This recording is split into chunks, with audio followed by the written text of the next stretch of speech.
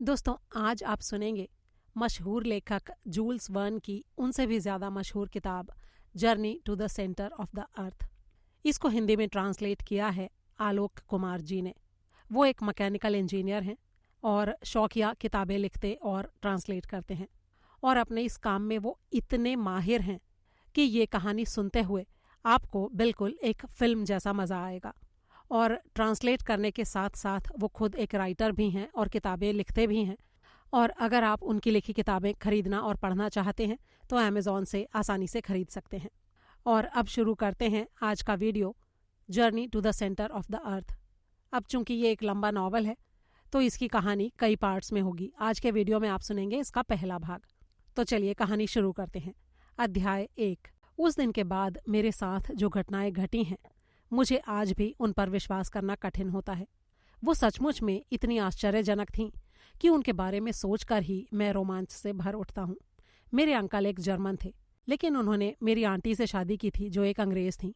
मेरे पिता की बहुत छोटी उम्र में ही मौत हो गई थी और इसी बात ने मुझे मेरे अंकल के काफ़ी करीब ला दिया था।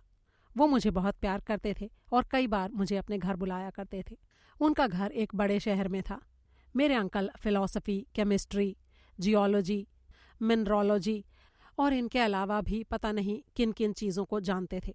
एक दिन जब अंकल घर पर नहीं थे तो उनकी लैब में कई घंटे गुजारने के बाद मुझे अपने पेट में चूहे कूदते हुए महसूस हो रहे थे। उन चूहों को शांत करने के लिए मैं अभी कुक को पुकारने ही वाला था कि मेरे अंकल प्रोफेसर वॉन हार्डविग दरवाजे के बाहर से अचानक दिखाई दिए और दनदनाते हुए ऊपर की सीढ़ियां चढ़ने लगे। वैसे तो मेरे अंकल काफ़ी अच्छे इंसान हैं, लेकिन उनका गुस्सा बड़ा ही खराब है और उनके साथ रहने का मतलब है चुपचाप उनकी बातों को मानते जाना। ऊपर पहुंचने के साथ ही उन्होंने मुझे पुकारा और मेरे पैर अपने आप ही सीढ़ियां चढ़ने लगे। मैं जल्दी जल्दी 3-3 सीढ़ियां एक साथ चढ़कर उनके पास पहुंचने की कोशिश कर ही रहा था कि उनकी आवाज़ फिर से आई, हैरी, तुम आ रहे हो कि नहीं? सच कहूं तो उस टाइम मुझे विज्ञान के किसी भी प्रश्न से ज्यादा इस बात में रुचि थी कि फिलहाल खाने में क्या बनेगा।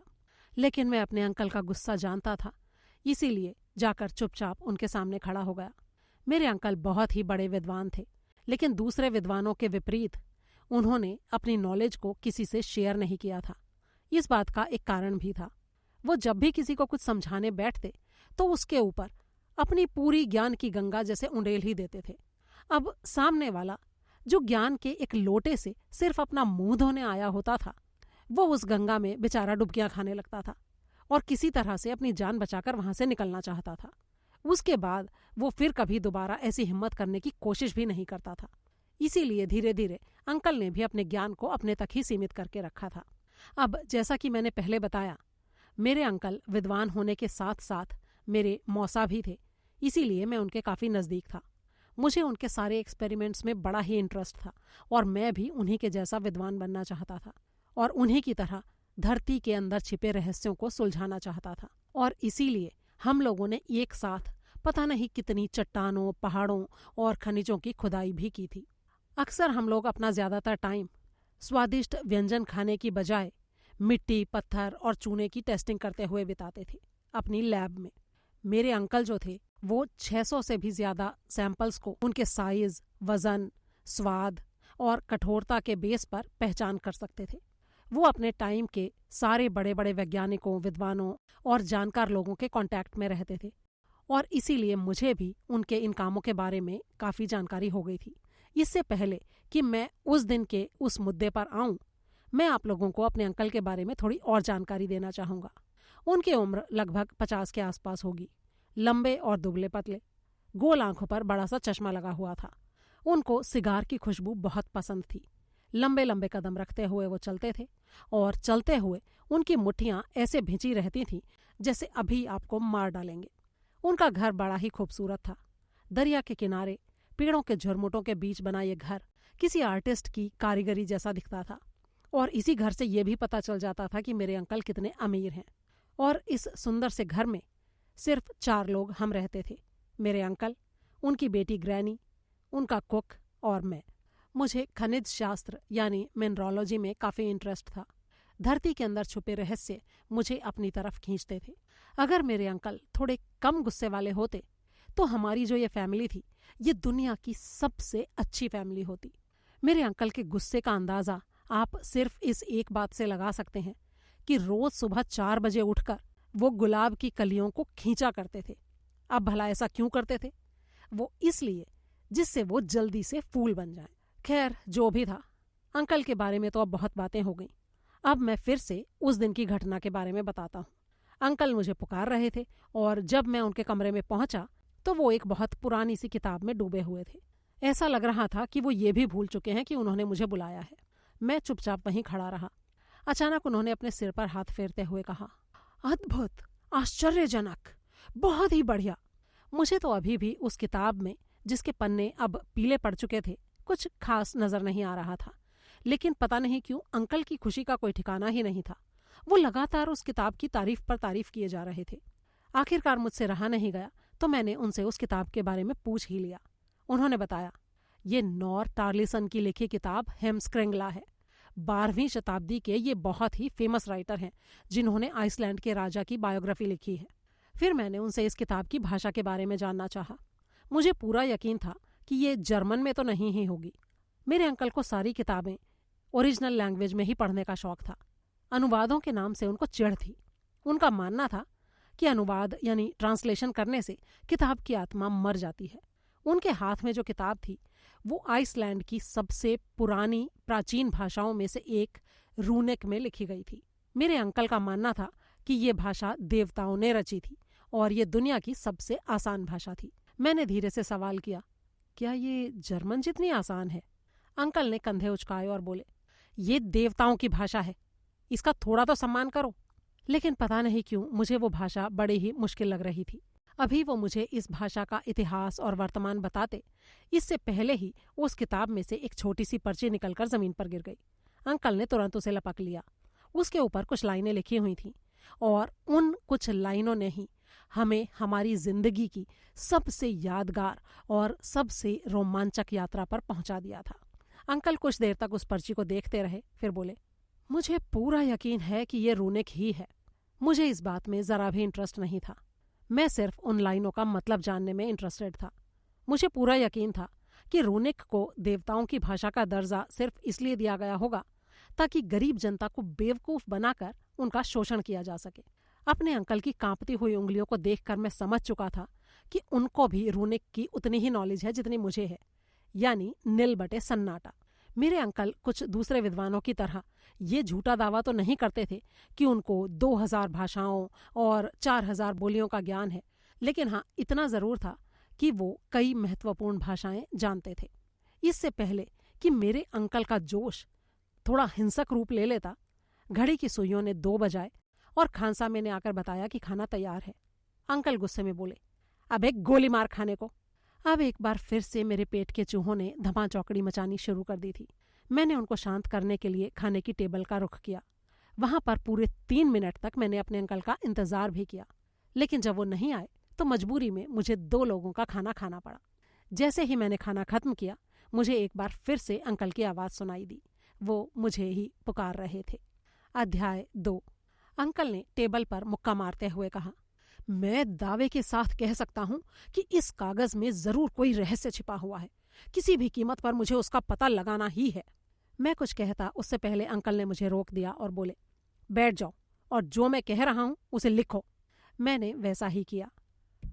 उनके हाथ में जो कागज था उस पर कुछ इस तरह की आकृतियां बनी हुई थीं। उन्होंने मुझसे कहा, अब मैं रूनिक भाषा के इन शब्दों को हिंदी के शब्दों से बदलूंगा। तुम उन्हें एक एक करके लिखते रहो और ध्यान रखना कि एक भी गलती ना होने पाए। मैं चुपचाप उनकी आज्ञा का पालन करता रहा और सारे शब्द खत्म होने के बाद हमें जो मिला वो कुछ इस तरह का था। जैसे ही मैंने लिखना खत्म किया, अंकल मेरे हाथ से वो कागज लेकर उसे गौर से देखने लगे। आखिर इसका मतलब क्या है? कुछ समझ में क्यों नहीं आ रहा है? अब इस बात का यकीनन मैं तो कोई जवाब दे ही नहीं सकता था और ना ही मेरे अंकल को मुझसे ऐसी कोई उम्मीद थी। वो जैसे अपने आप से ही बातें करते जा रहे थे। ये एक पहेली है। इन शब्दों का कोई ना कोई मतलब तो जरूर है, लेकिन क्या है? मुझे इसका पता लगाना ही होगा। जरूर ये पहेली किसी बड़ी खोज तक लेकर जाएगी हमें। अब मेरी राय में तो ये सब कुछ सिर्फ कोरी बकवास थी। इन शब्दों का कोई मतलब था ही कहाँ। बेसिर पैर के तो शब्द थे ये, लेकिन अपने अंकल के गुस्से को ध्यान में रखते हुए मैंने अपनी राय को अपने मन में ही रखा। तब तक मेरे अंकल उस कागज के टुकड़े का मिलान किताब से करते रहे। इस किताब और इस कागज की लिखाई अलग अलग है। ये पहेली बाद में लिखी गई है। मुझे ऐसा लगता है कि शायद ये पहेली इस किताब के मालिक ने लिखी हो, लेकिन इसका मालिक था कौन यार? शायद किताब में देखने से कहीं कुछ मिल जाए। इतना कहकर अंकल ने अपना चश्मा निकाला और मैग्नीफाइंग ग्लास की मदद से किताब को देखने लगे। किताब के आखिरी पेज पर स्याही का एक धब्बा था। ध्यान से देखने पर पता चला कि वहां पर कभी किसी ने कुछ लिखा था जो समय की मार से बच नहीं पाया। अंकल बड़े ही ध्यान से उसकी जांच पड़ताल करते रहे। आखिर में उनके मुंह से 2 शब्द निकले, अर्न सक्नुसेम, और फिर वो खुशी से जैसे उछल पड़े। ओहो, अर्न सक्नुसेम तो 16वीं शताब्दी में हुए थे। आइसलैंड के एक बहुत ही फेमस विद्वान, केमिस्ट्री के एक बहुत ही फेमस विद्वान। इन्होंने बहुत सारी हैरत अंगेज खोजें की थी। जरूर इस पहेली में भी ऐसे ही किसी खोज का राज छुपा होगा। हमें इसका पता लगाना ही होगा हैरी। फिर मेरे अंकल बेचैनी में कमरे के चक्कर लगाने लगे। मैंने धीरे से कहा, हाँ ऐसा हो तो सकता है अंकल, लेकिन अगर वो इतनी ही इम्पोर्टेंट खोज होती तो वो इसे ऐसे छुपाकर क्यों रखते? अबे वो मुझे क्या पता। गैलीलियो ने भी तो शनि पर की गई अपनी खोज को दुनिया से छुपाकर रखा था। अब इसी बात का तो हमें पता लगाना है, और जब तक मैं इसका पता नहीं लगा लेता हैरी, ना तो मैं कुछ खाऊंगा और ना ही सोऊंगा, और ना ही तुम यहां से हिलोगे, समझ गए? मैंने एक ठंडी सांस ली और मन ही मन सोचा कि अच्छा हुआ आज मैंने दुगना खाना खा लिया था। अंकल अपनी रॉ में कहे जा रहे थे, इस पहेली को सुलझाने का कोई ना कोई सुराग तो जरूर होगा। हमें बस उसका पता लगाना है, और एक बार अगर वो हमें मिल गया तो फिर तो सारा काम बड़ा ही आसान हो जाएगा। इस पहेली में जो शब्द इस्तेमाल हुए हैं उनको देखकर ऐसा लगता है कि जरूर ये कोई प्राचीन भाषा होगी, लेकिन कौन सी भाषा होगी ये? मैं सर झुकाए बैठा अंकल की बातें सुन रहा था और वो बोले जा रहे थे। अर्न सक्नुसेम बहुत बड़े विद्वान थे हैरी, तो उन्होंने इसे अपनी मातृभाषा में तो नहीं लिखा होगा। अब इसके अलावा जो भाषाएं बचती हैं उनमें से हो सकता है ये लैटिन हो, और अगर लैटिन ना हो तो फिर ये स्पेनिश हो सकती है, या फिर इटालियन, फ्रेंच, ग्रीक, या फिर हिब्रू। लेकिन मैं तो लैटिन पर ही दांव लगाऊंगा। अंकल की इस बात ने मुझे चौंका दिया। लैटिन मेरी फेवरेट भाषा थी, लेकिन ये बकवास लैटिन में लिखी है, इसे सोचकर ही मेरा सर चकराने लगा। अंकल आगे बोले, ये कबीलाई लैटिन होने की संभावना ज्यादा है। चलो कोशिश करके देखते हैं हैरी। अगर हम ये मान लें कि ये लैटिन है, लेकिन फिर भी इन शब्दों का कोई मतलब नहीं निकल रहा है, तो इसका एक मतलब ये हो सकता है कि शब्दों की जगह बदल दी गई है, लेकिन इसे यूं ही रैंडम तरीके से तो किया नहीं गया होगा। इसका कोई ना कोई कोड जरूर होगा जो हर लाइन पर एक ही जैसे लागू होगा। पहले पूरी पहेली लिखी गई होगी और फिर उसके शब्दों को उसी सेम कोड से बदल दिया गया होगा। जरा अपना दिमाग लगाओ हैरी और शब्दों को सही जगह पर रखने की कोशिश करो। मैं इस काम में अंकल की कोई मदद नहीं कर सका। असल में मेरा दिमाग कहीं और था। जब अंकल बोल रहे थे तभी उसी वक्त मेरी नज़र उनकी बेटी की तस्वीर पर पड़ी थी और मैं ये सोचने लगा था कि वो वापस कब तक आएगी। असल में मैं और ग्रैनी एक दूसरे से बहुत प्यार करते थे, लेकिन अंकल के गुस्से के कारण हमने उनको ये बात नहीं बताई थी। अंकल हर तरीके से शब्दों की जगह अदल बदल कर उस पहेली को सुलझाने की कोशिश कर रहे थे। मेरे हसीन ख्यालों को तोड़ते हुए उन्होंने मुझसे भी ऐसा ही करने को कहा। मैंने बस किसी तरह से एक कोड लगाकर शब्दों को थोड़ा बदला और इस तरह से लिख दिया। अब जो ये टेक्स्ट बना था उसे पढ़कर मैं खुद को हंसने से नहीं रोक पाया, लेकिन मेरे अंकल को ये देखकर बड़ा ही गुस्सा आया। उन्होंने टेबल पर जोर से एक मुक्का मारा और घर से बाहर निकल गए। अध्याय 3। दरवाजे पर खड़े खानसामे ने मुझसे पूछा, क्या बात हो गई? मालिक खाना कब खाएंगे? कभी नहीं खाएंगे भाई, मैंने कहा। और नाश्ता? मुझे नहीं पता। उन्होंने कहा है कि जब तक वो इस कागज के रहस्य को सुलझा नहीं लेते तब तक ना तो वो खुद कुछ खाएंगे और ना ही मुझे खाने देंगे। लेकिन ऐसे तो तुम दोनों भूखे मर जाओगे, खानसामा बोला। राय तो मेरी भी यही थी, लेकिन मैं इस बारे में कुछ कहना नहीं चाहता था। मैंने उसे वहां से जाने को कहा और अपने काम में लग गया। काफी कोशिशें करने के बाद भी मुझे उस कागज पर लिखी लाइनों को समझने में कोई हेल्प नहीं मिली। हाँ, इस बीच मुझे ग्रैनी के ख्यालों में खोने में कोई परेशानी नहीं हुई। मैंने कई बार बाहर जाने के बारे में सोचा, लेकिन मैं जानता था कि अगर अंकल ने वापस आने पर मुझे यहाँ नहीं पाया तो उनका गुस्सा 7वें आसमान पर पहुंच जाएगा। इसलिए मैंने बाहर जाने की बजाय सिगरेट पीने का फैसला किया। एक आराम कुर्सी पर पसर कर मैं सिगरेट के धुएं के छल्ले बनाने लगा। इस बीच मेरे अंकल कहाँ थे? मैं जानता था कि वो किसी सुनसान सड़क पर खुद से बातें करते हुए इस पहेली को सुलझाने की कोशिश कर रहे होंगे। एक बार फिर मैंने उस कागज के टुकड़े को उठा लिया और उसके शब्दों को इधर उधर करके पढ़ने की कोशिश करने लगा। मैंने पहले हर लाइन में पहला अक्षर बदल कर उसे पढ़ा, फिर दूसरा, फिर तीसरा, लेकिन कुछ भी समझ में नहीं आया। 14वें, 15वें और 16वें अक्षर को बदलने पर मुझे एक शब्द समझ में आया और फिर इसी तरह 84वें, 85वें और 86वें अक्षर को बदलने पर मुझे कुछ और शब्द दिखने लगे। मैंने मन ही मन सोचा, इसका मतलब अंकल सही सोच रहे थे। इसी तरह कोशिश करते रहने पर मुझे पहली लाइन में मुख, दूसरी में जुलाई, तीसरी में खोजी और चौथी लाइन में गर्भ जैसे कुछ शब्द नजर आए। मेरा सिर घूमने लगा था। आखिर इन सब का मतलब क्या हो सकता था? उस कागज के टुकड़े पर आखिर ऐसा क्या लिखा हुआ था? अब तक मेरे दिमाग ने काम करना एकदम बंद कर दिया था। मेरी आंखें उस कागज के टुकड़े को लगातार देखते रहने से जलने सी लगी थी। मेरा दम घुटने लगा था और मुझे खुली हवा की जरूरत थी। तभी अचानक कहीं से मेरे दिमाग में एक विचार उभरा। मुझे सुराग मिल चुका था। अब मैं उस कागज पर लिखे हुए शब्दों को वाकई पढ़ सकता था। और अब जब मुझे सब कुछ समझ में आ गया था तो ये सब कितना आसान लग रहा था। सब कुछ हमारे सामने ही तो था, बस हम उसे देख नहीं पा रहे थे। कहाँ तो हम दुनिया की प्राचीन भाषाओं में उस टेक्स्ट के सुराग खोज रहे थे और कहाँ वो सीधी सरल हिंदी में लिखा हुआ था। राज की बात बस इतनी थी कि हमें उन शब्दों को उल्टा पढ़ना था और इसी के साथ उस कागज का रहस्य पूरी तरह से सुलझ चुका था। मुझे ये जानकर भी खुशी हुई कि वो मेरी प्यारी भाषा लैटिन नहीं थी। अब मैंने जल्दी जल्दी एक एक अक्षर को ध्यान से पढ़ना शुरू किया और जैसे जैसे मैं उसे पढ़ता गया मेरे शरीर में एक सिहरन सी होने लगी, हाथ पैर सुन्न होने लगे।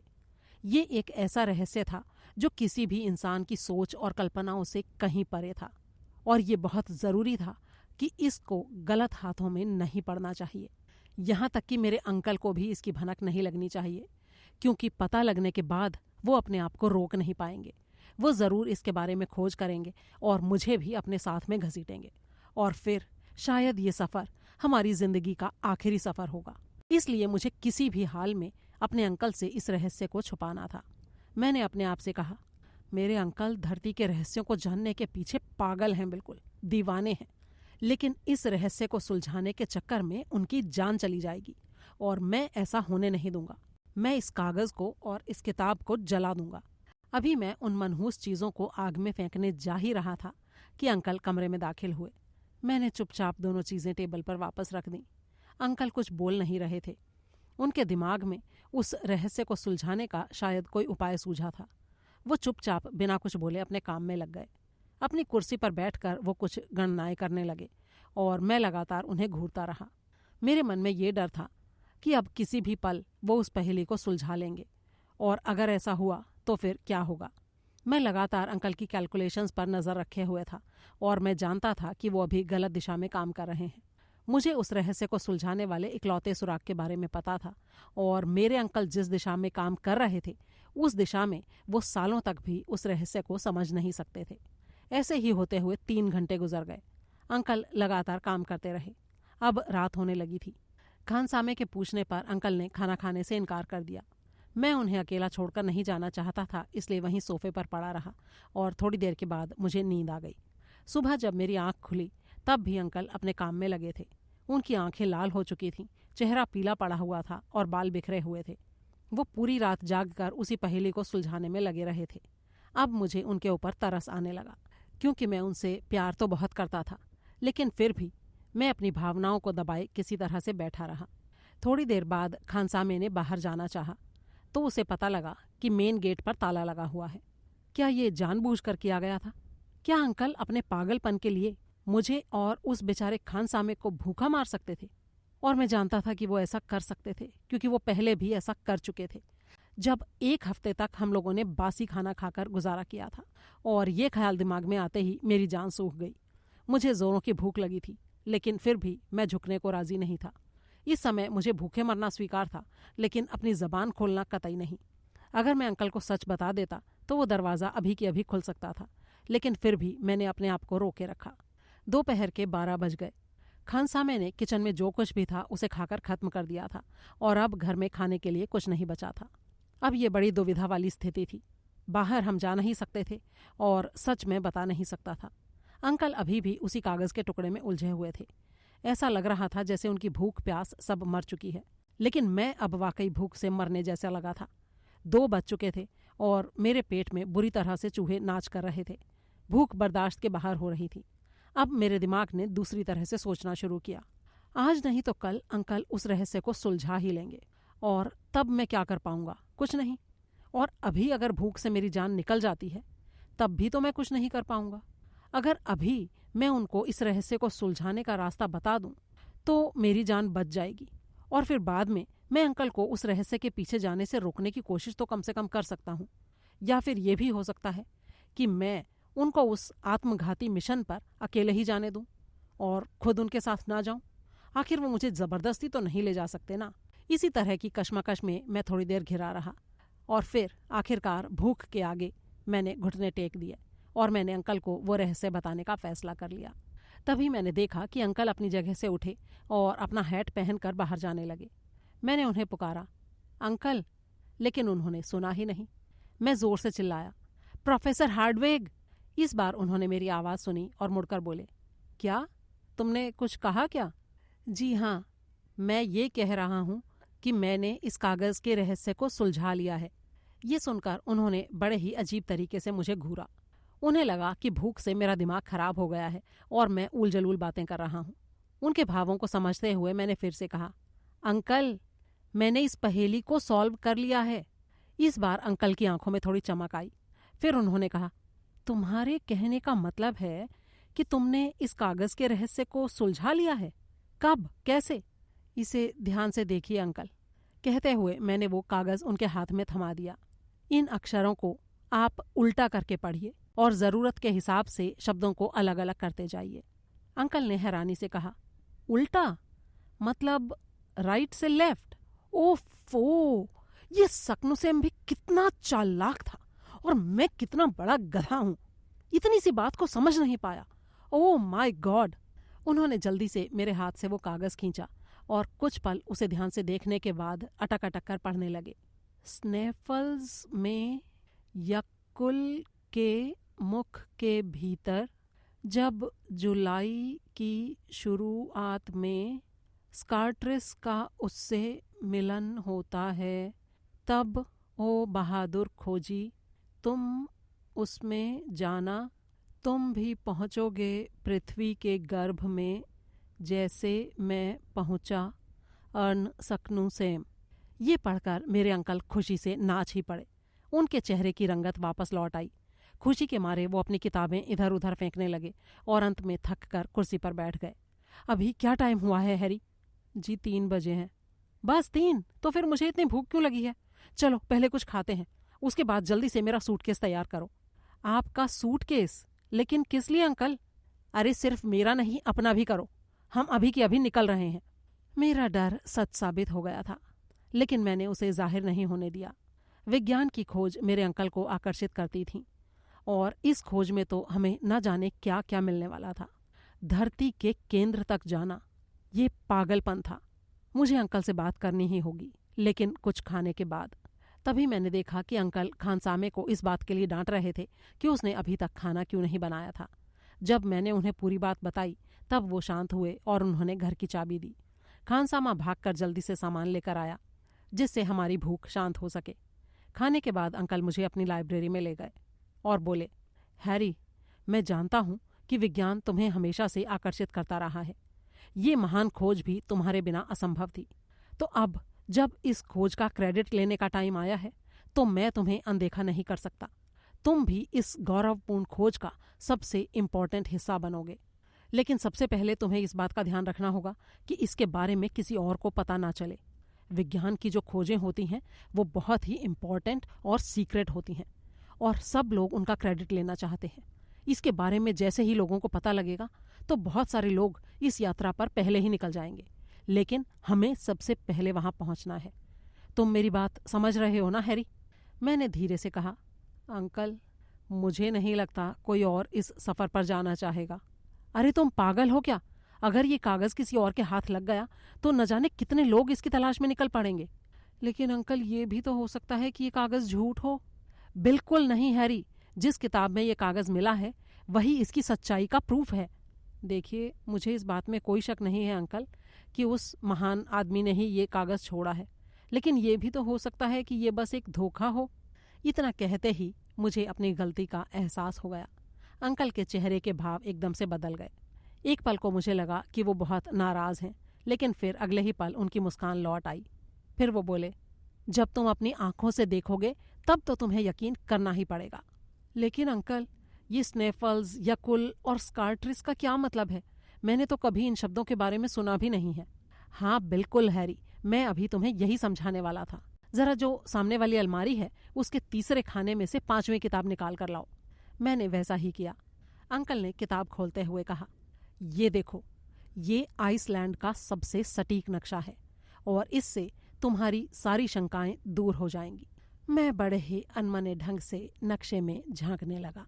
अध्याय 4। अंकल ने नक्शा दिखाते हुए कहा, जैसा कि तुम देख सकते हो हैरी, पूरा आइसलैंड ज्वालामुखियों से भरा पड़ा है और आइसलैंड की भाषा में ज्वालामुखी को यकुल कहते हैं। और ये स्नेफल्स क्या है अंकल? आइसलैंड के पश्चिमी घाट पर देखो, ये रेक्जाविक है, आइसलैंड की राजधानी। अब इसके किनारे पर आगे बढ़ो और बताओ कि 65 डिग्री लैटिट्यूड पर तुम्हें क्या दिखाई दे रहा है? ये एक छोटा सा आइलैंड है और उसके बीच में क्या है? एक पहाड़। बस वही पहाड़ स्नेफल्स है। ये पहाड़ 5000 फीट ऊंचा है। पूरी दुनिया से लोग इसे देखने आते हैं और इसी के रास्ते हम पृथ्वी के गर्भ तक पहुंच सकते हैं। लेकिन ये असंभव है अंकल, क्योंकि पहाड़ के अंदर तो हजारों डिग्री पर खौलता हुआ लावा भरा होगा। और अगर वो लावा बुझ चुका हो तब? हाँ, तब की बात अलग है। तो बस यही बात है मेरे बच्चे। धरती पर करीब 300 ज्वालामुखी हैं, लेकिन उनमें से बहुत सारे इनएक्टिव हो चुके हैं। स्नेफल्स भी उन्हीं में से एक है। ये आखिरी बार सन 1219 में एक्टिव हुआ था। अब तो इसे लोग ज्वालामुखी भी नहीं कहते। अच्छा ठीक है, समझ गया। लेकिन ये जुलाई की शुरुआत और स्कार्ट्रिस जैसी बकवास का क्या मतलब है? मैं जानता था कि तुम्हें इन बातों पर यकीन नहीं है हैरी, लेकिन जिसे तुम बकवास समझ रहे हो वही तो सबसे ज्यादा इम्पोर्टेंट बात है। सक्नुसेम ने बहुत ही बारीकी से पृथ्वी के सेंटर तक जाने का रास्ता बताया है। स्नेफल्स पहाड़ पर बहुत सारे छेद होंगे, लेकिन जुलाई की शुरुआत में स्कार्ट्रिस पहाड़ी की परछाई जिस छेद पर पड़ेगी वही हमें धरती के सेंटर तक लेकर जाएगा। अंकल के पास हर सवाल का जवाब था, लेकिन मैं भी हार नहीं मानने वाला था। मैंने कहा, अच्छा चलिए एक बार को मान लेते हैं कि सक्नुसेम को धरती के अंदर जाने का रास्ता मिल गया था और उन्होंने उसे लिखा भी है, लेकिन फिर भी उस रास्ते पर चलना पागलपन के अलावा और कुछ नहीं होगा। ऐसा क्यों भाई? वो इसलिए अंकल, क्योंकि अभी तक विज्ञान ने हमें जितना सिखाया है और सारे एक्सपेरिमेंट्स वगैरह जो बताते हैं उनके हिसाब से ये काम असंभव है। हाँ, मैं ऐसे एक्सपेरिमेंट्स और रिसर्च की परवाह नहीं करता हूँ। लेकिन आप ये तो जानते हैं ना कि धरती के नीचे का टेम्परेचर हर 70 फीट पर 1 डिग्री बढ़ता जाता है। अब इसी हिसाब से जरा धरती के सेंटर के टेम्परेचर का अंदाजा तो लगाइए। अरे बाबा, वहां तो लोहा और प्लैटिनम जैसी धातुएं भी पिघल जाती हैं, तो आपकी और मेरी क्या हालत होगी? मेरे बच्चे, गर्मी से बिल्कुल मत डरो। लेकिन क्यों ना डरूं? वो इसलिए क्योंकि किसी को भी धरती के केंद्र के बारे में सटीक जानकारी नहीं है। ये सारी थ्योरीज पुरानी धारणाओं पर बनी है। अगर धरती के सेंटर में टेम्परेचर इतना ही ज्यादा होता तो अब तक ये धरती कब की खत्म हो चुकी होती। समझे तुम? हमारे बीच थोड़ी देर तक सन्नाटा छा गया। फिर अंकल ने कहा, देखो हैरी, तुम जिन खतरों और परेशानियों की बात कर रहे हो मुझे उन पर जरा भी यकीन नहीं है, और इनका पता लगाने का सबसे अच्छा तरीका ये है कि हम ठीक वही काम करें जो अर्न सक्नुसेम ने किया है, यानी खुद जाकर देखना। मैंने भी थोड़ा जोश में आकर कहा, अच्छा ठीक है, चलते हैं फिर और चलकर देखते हैं कि उस अंधेरे में क्या दिखता है। खतरों से बिल्कुल मत घबराओ हैरी, मुझे पूरा यकीन है कि हमें धरती का सेंटर जगमगाता हुआ मिलेगा, अंधेरे में गुम नहीं। बस एक बात का ध्यान रखना, इस बारे में किसी से भी चर्चा मत करना।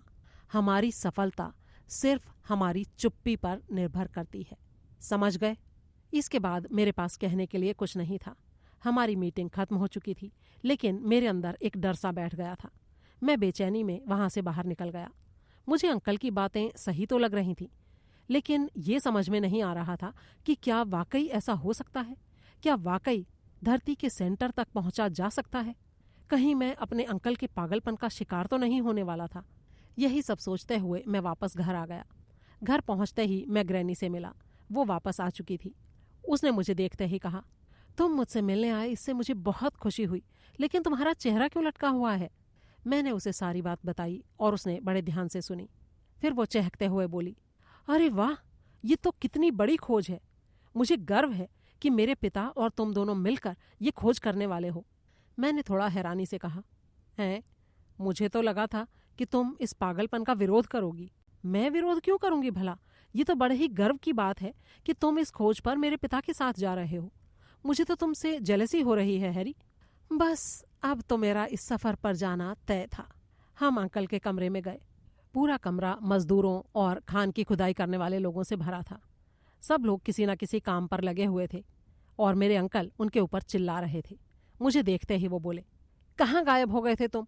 तुम्हारा सूटकेस भी तैयार नहीं है। मेरे सारे पेपर्स बिखरे पड़े हैं। जरा भी तैयारी नहीं है और तुम इधर उधर घूमते फिर रहे हो। मतलब हम पक्का जा रहे हैं? हाँ, जा रहे हैं, और परसों सुबह की पहली किरण के साथ ही हम निकल जाएंगे। इससे आगे मैं और सुन नहीं सका और अपने कमरे में चला आया। किसी तरह से मैंने वो रात काटी। अगली सुबह घर के बाहर पहाड़ पर चढ़ने वाले उपकरणों का ढेर लगा हुआ था। अंकल की तैयारियां पूरे जोर शोर से चल रही थीं। और उसके अगले दिन हमने अपने खानसामे और ग्रैनी से विदा ली और धरती के सेंटर के अपने सफ़र पर निकल पड़े। अध्याय 5। हमने अपनी यात्रा की शुरुआत की एल्टोना से, जो कि हैम्बर्ग का एक उपनगर है और केल रेलवेज का मुख्य स्टेशन भी है। उसके ठीक 20 मिनट बाद हम हॉल्स्टन स्टेशन पर थे। हमारे भारी सामान को उतारकर उसे दूसरी गाड़ी में चढ़ाया गया और ठीक 7 बजे हम फर्स्ट क्लास के अपने डिब्बे में आमने सामने बैठे हुए थे। अंकल अपने कागजों में उलझे हुए थे, जिनमें से एक तो वही मनहूस कागज था जिस पर लिखी पहेली ने शायद मुझे मेरे जीवन की आखिरी यात्रा पर भेज दिया था, और इसके अलावा कुछ चिट्ठियां थीं जो अंकल ने अपनी जान पहचान का इस्तेमाल करके आइसलैंड के गवर्नर के लिए लिखवाई थीं। मैं चुपचाप बैठा खिड़की से बाहर पीछे छूटते पेड़ों और घरों को देख रहा था और ये सोच रहा था कि पता नहीं मुझे ये सब दोबारा देखना नसीब होगा भी या नहीं। ठीक 3 घंटे के बाद हम केल स्टेशन पहुंचे और वहां से हमारा सामान उस स्टीमर पर चढ़ा दिया गया जहां से हम आगे का सफ़र करने वाले थे। लेकिन ये यात्रा 10 घंटे बाद शुरू होनी थी। ये 10 घंटे अंकल ने बड़ी ही बेचैनी से बिताए। आखिरकार रात को 10:30 बजे हम स्टीमर पर सवार थे, जो समुद्र की ठंडी हवाओं को चीरता हुआ आगे बढ़ रहा था। सुबह 7 बजे हम पश्चिमी घाट के एक छोटे से शहर कॉर्सॉर पहुंच गए। वहां से 3 घंटे का रेल का सफर करके हम कैपिटल कोपेनहेगन चले गए। अंकल ने किसी तरह जल्दबाजी में नाश्ता किया और वहां के एक मशहूर म्यूजियम के डायरेक्टर के पास एक चिट्ठी लेकर गए जिसमें यह लिखा था कि हम आइसलैंड किसी खोज के सिलसिले में जाना चाहते हैं। ये डायरेक्टर महाशय बड़े ही भले आदमी थे। उन्होंने हमारी हर संभव मदद करने का वादा किया, लेकिन वहां से आइसलैंड के उस सुदूर इलाके में जाने के लिए कोई बड़ा जहाज नहीं था। इससे मेरे मन में एक उम्मीद बंधी कि शायद हमारी यात्रा का ये अंतिम पड़ाव हो। लेकिन एक छोटे से जहाज ने मेरी इस उम्मीद पर पानी फेर दिया, क्योंकि उसका कैप्टन मिस्टर बंजारा हमें रेक्जाविक ले जाने के लिए तैयार था। ये अलग बात थी कि इसके बदले वो हमसे 2 गुना पैसा वसूल रहा था, लेकिन इन बातों से मेरे अंकल को कोई फर्क ही नहीं पड़ रहा था। उन्होंने मिस्टर बंजारा को पैसे दिए और 2 जून को हमारे सफ़र की तारीख तय हो गई। मिस्टर बंजारा ने हमें रसीद थमाते हुए कहा, तो मंगलवार सुबह ठीक 7 बजे निकलेंगे प्रोफेसर। बहुत बढ़िया, बेहतरीन, अंकल ने खुशी से झूमते हुए कहा। खाने के बाद हम शहर घूमने निकल गए। राजा के महल के किनारे से होते हुए शहर की गलियों में हम घूमते रहे, लेकिन ऐसा लग रहा था जैसे मेरे अंकल को किसी खास चीज़ की तलाश थी। आखिर में हम एक चर्च के पास पहुंचे। उसे देखते ही अंकल जोश में आ गए। मुझे उस चर्च में कुछ खास दिखाई नहीं दिया सिवाय उसकी ऊंचाई के। ये चर्च एक बहुत बड़े गोल चबूतरे पर बना हुआ था और उसके बाहर से कुंडली के आकार की सीढ़ियां बनी हुई थीं जो उसके सबसे ऊपरी हिस्से तक जाती थीं। मुझे तो उसकी ऊंचाई देखकर ही चक्कर आने लगे। अंकल ने कहा, ये चलो ऊपर चलते हैं। लेकिन अंकल, मुझे ऊंचाई से डर लगता है और इन सीढ़ियों पर तो रेलिंग भी नहीं है। तभी तो मैं तुम्हें इसके ऊपर ले जा रहा हूं बच्चे, तुम्हारा डर भी तो भगाना है। अंकल, जल्दी चलो, हमारे पास बर्बाद करने के लिए टाइम बिल्कुल भी नहीं है। अब अंकल की बात को ना मानने का कोई रास्ता नहीं था। मैं बेमन से उनके पीछे चल पड़ा। जल्दी ही हम उन सीढ़ियों के सामने खड़े थे। अंकल किसी बच्चे की तरह उछलते हुए उनके ऊपर जाने लगे। मैं भी धीरे धीरे घिसटता हुआ चल दिया। थोड़ी ऊंचाई पर पहुंचते ही मुझे चक्कर से आने लगे। मुझे ऊपर पहुंचने का कोई शौक नहीं था। मेरे लिए तो धरती काफ़ी थी। जैसे ही मैं करीब 150 सीढ़ियाँ चढ़ा होऊंगा कि मुझे ठंडी हवा का एहसास हुआ। मेरे पैर कांप रहे थे। मैंने ऊपर सिर उठाकर देखा तो ऐसा लगा उन सीढ़ियों का कोई अंत ही नहीं था। वो जैसे आकाश में जाती हुई प्रतीत हो रही थीं। अंकल ने ऊपर से आवाज़ लगाई, ऊपर आओ हैरी, जल्दी। मैंने रोती आवाज़ में कहा, मैं नहीं चढ़ पा रहा हूँ अंकल। अच्छा, बड़े डरपोक निकले तुम तो भाई। मेरे पास इस बात का कोई जवाब नहीं था। धरती और आकाश मेरी आंखों के सामने गोल गोल चक्कर काट रहे थे। हवा की सरसराहट मेरे अंदर कंपकंपी पैदा कर रही थी। पैर लड़खड़ा रहे थे। मैं बैठ गया और धीरे धीरे हाथों के सहारे ऊपर की तरफ रेंगने लगा। मैंने अपनी आंखें बंद कर ली थीं और सब कुछ भगवान के ऊपर छोड़ दिया था। तभी मुझे हंसते हुए अंकल की आवाज़ सुनाई दी, अपनी आंखें खोल लो हैरी, हमें जिस रसातल में जाना है ये उसकी एक छोटी सी प्रैक्टिस भर है। डरते, कांपते और थरथराते हुए मैंने अपनी आंखें खोली। सबसे पहले मुझे नीले आकाश में सफ़ेद बादलों का झुंड दिखाई दिया। एक तरफ शहर की इमारतें छोटे छोटे माचिस के डिब्बों की तरह दिख रही थीं और दूसरी तरफ दूर तक फैला अनंत सागर क्षितिज से मिलने की कोशिश में लगा हुआ था। ये सब मुझे किसी जादुई नज़ारे की तरह लगा। मन में बैठे डर के बावजूद भी खड़े होने के अलावा मेरे पास कोई और रास्ता नहीं था। मेरा ये पहला सबक करीब 1 घंटे तक ऐसे ही जारी रहा और उसके बाद ही मैं धरती माँ की गोद में नीचे वापस आ पाया। नीचे उतरने तक मेरा पूरा शरीर बुरी तरह से दर्द कर रहा था, लेकिन फिर भी मैं खुश था कि चलो उस मुसीबत से पीछा छूटा। आज के लिए इतना काफ़ी है हैरी, बाकी कल करेंगे। और ये बात सुनते ही मेरी सारी खुशी हवा में काफूर हो गई। मेरे पास कोई और उपाय नहीं था, इसलिए बस एक ठंडी सांस लेकर रह गया। मेरा ये अभ्यास 5 दिनों तक चला और इसके बाद हालत ये थी कि मैं अब बिना डरे एक ही बार में ऊपर तक पहुंच जाता था और नीचे के खूबसूरत नज़ारों का आनंद बड़े ही मज़े से ले पाता था। अध्याय 6। आखिरकार हमारा सफ़र शुरू करने की घड़ी आ ही गई। जाने से एक रात पहले म्यूजियम के डायरेक्टर ने हमें आइसलैंड के कई जाने माने व्यक्तियों के नाम दिए, जिससे हमें वहाँ कोई तकलीफ ना हो। अगली सुबह हमारे जहाज़ विक्रम के कैप्टन ने हमें हमारा कमरा दिखाया। ये एक छोटा दमघोटू सा कमरा था जिसमें 2 बिस्तर लगे हुए थे।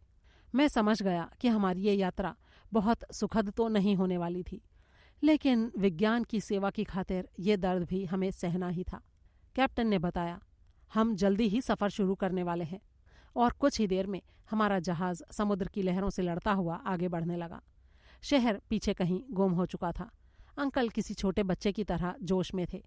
और अपनी तो मैं क्या कहूँ, मेरी हालत का अंदाज़ा तो आपको हो ही रहा होगा। जहाज़ के कामकाज के लिए 5 लोगों का एक ग्रुप था जो लगातार अपना काम कर रहा था। अंकल ने एक कर्मचारी से पूछा, हमारा ये सफ़र कितने दिनों का होगा? उसने बताया, अगर फैरो आइलैंड के पास नॉर्थ ईस्ट से चलने वाली हवाओं ने हमारा रास्ता नहीं रोका तो हम 10 दिन में अपनी मंजिल पर पहुंच जाएंगे। इससे ज़्यादा टाइम तो नहीं लगेगा ना? अंकल ने अधीरता से पूछा। अरे बिल्कुल नहीं प्रोफेसर, हम आपको जल्दी ही वहां पहुंचा देंगे। आगे के दिनों में कुछ खास नहीं हुआ। हमारा जहाज़ आराम से आगे बढ़ता रहा। बस एक ही परेशानी थी कि समुद्र मेरे अंकल को रास नहीं आ रहा था। उनकी तबीयत खराब होनी शुरू हो गई थी। वो सारा टाइम अपने बिस्तर पर पड़े हुए कराहते रहते और उल्टियाँ करते रहते। अब तो मैंने भी उनके ऊपर तरस खाना छोड़ दिया था।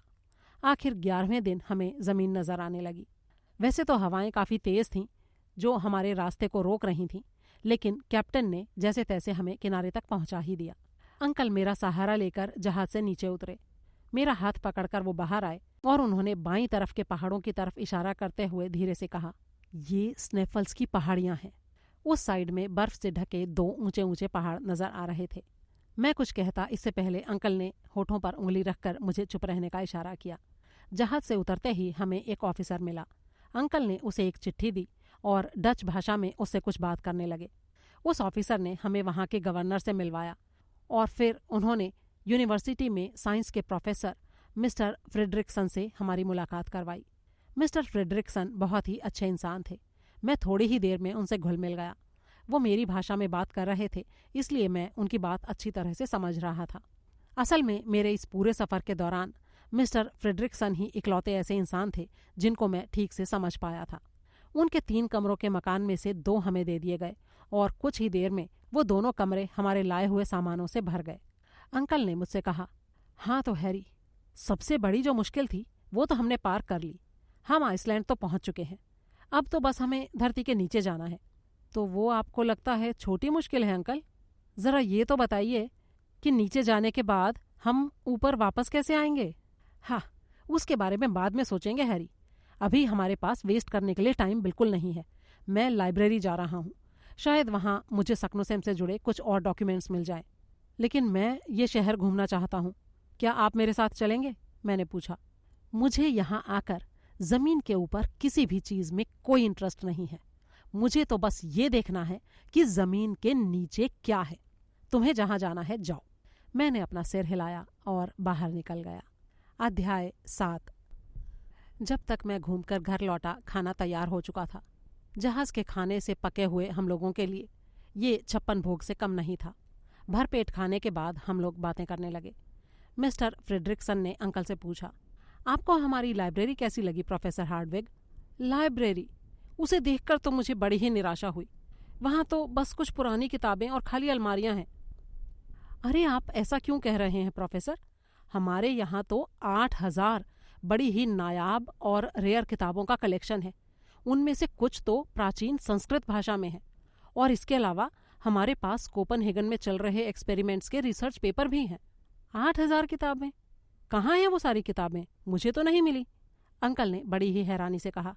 मिस्टर फ्रेडरिक्सन हंसे और बोले, हमारी किताबें पूरे देश में फैली हुई हैं। हम बेशक आइसलैंड में रहते हैं, लेकिन यहाँ पर रहने वाला हर मजदूर और किसान पढ़ा लिखा है। हम किताबों को स्टूडेंट्स से दूर लाइब्रेरियों में बंद करके रखने के पक्ष में नहीं हैं। हमारे यहाँ किताबें जो होती हैं वो एक हाथ से दूसरे हाथ में जाते हुए पूरे देश में घूमती रहती हैं। कुछ किताबें तो सालों से लाइब्रेरी में वापस आई ही नहीं होंगी। ओह, और फिर जब हम जैसे विदेशी यहाँ आते हैं तो उनके लिए यहाँ कुछ नहीं होता?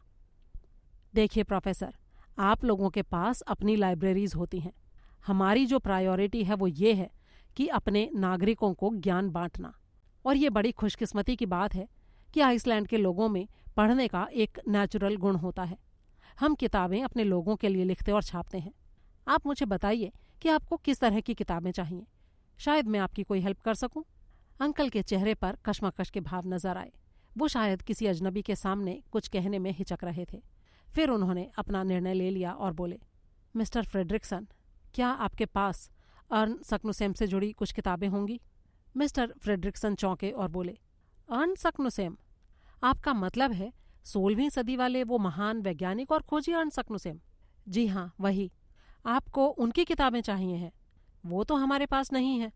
ओह, क्या पूरे आइसलैंड में कहीं नहीं है? अंकल ने दुखी मन से पूछा। अरे सिर्फ आइसलैंड में ही नहीं, कहीं पर भी नहीं है। और वो इसलिए क्योंकि अर्न सक्नुसेम को नास्तिक और धर्म के खिलाफ बातें करने वाला बताकर 1573 में फांसी पर चढ़ा दिया गया था और उनकी सारी किताबों और डॉक्यूमेंट्स को जला दिया गया था।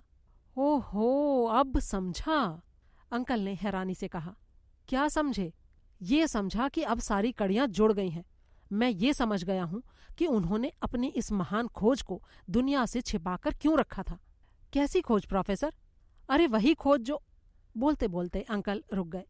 क्या आपको अर्न सक्नुसेम का कोई डॉक्यूमेंट हाथ लगा है? मिस्टर फ्रेडरिक्सन ने पूछा। अरे वो नहीं, मैं तो यूं ही बस भावनाओं में बह गया था।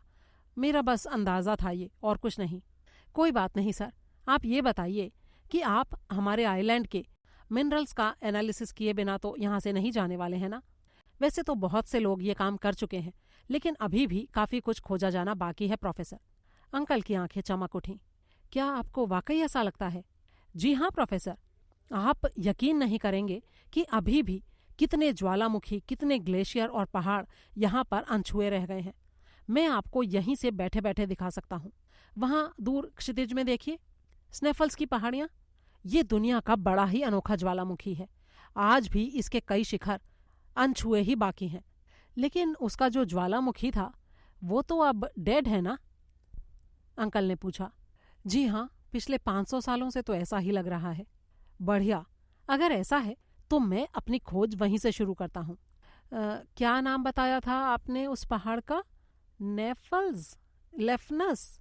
अंकल अपनी उत्सुकता छुपाने की पूरी कोशिश कर रहे थे और उसमें काफी हद तक सफल भी रहे। अरे उसका नाम स्नेफल्स है प्रोफेसर, मिस्टर फ्रेडरिक्सन ने कहा। इससे आगे की बातचीत लैटिन भाषा में होने लगी। अंकल के चेहरे के भाव बता रहे थे कि वो कितने खुश थे। उन्होंने कहा, ठीक है, तो फिर ये तय रहा। मैं स्नेफल्स का एनालिसिस करूंगा और अगर जरूरत पड़ी तो उसके किसी गड्ढे में उतरकर भी देखूंगा। आपका साथ इस काम को और भी रोमांचक बना देगा। Oh, I am so sorry professor, मैं अभी बहुत बिजी हूँ और आपके साथ नहीं आ पाऊंगा। अरे कोई बात नहीं मिस्टर फ्रेडरिक्सन, माफी मांगने की जरूरत नहीं है। वैसे तो आपके साथ रहने से मुझे बहुत फायदा होता, लेकिन मैं आपके काम में बाधा थोड़े ही डाल सकता हूँ। आपने जो अपना समय हमें दिया उसके लिए आपका बहुत बहुत धन्यवाद। आप अपने जरूरी काम निपटाइए, इस काम को मैं अकेले ही देख लूंगा। हमारे भोले भाले मेजबान मेरे अंकल के इन शब्दों के रहस्य को समझ नहीं पाए। उन्होंने कहा, मैं आपकी इस खोज को मान्यता देता हूँ। मुझे पूरी उम्मीद है कि आप जरूर कुछ नया खोजने में कामयाब रहेंगे। लेकिन आप स्नेफल्स तक जाएंगे कैसे? अंकल ने कहा, मैं जल्दी से जल्दी वहां पहुंचना चाहूंगा और इसके लिए मेरे ख्याल से समुद्र का रास्ता ही सबसे बेहतर होगा।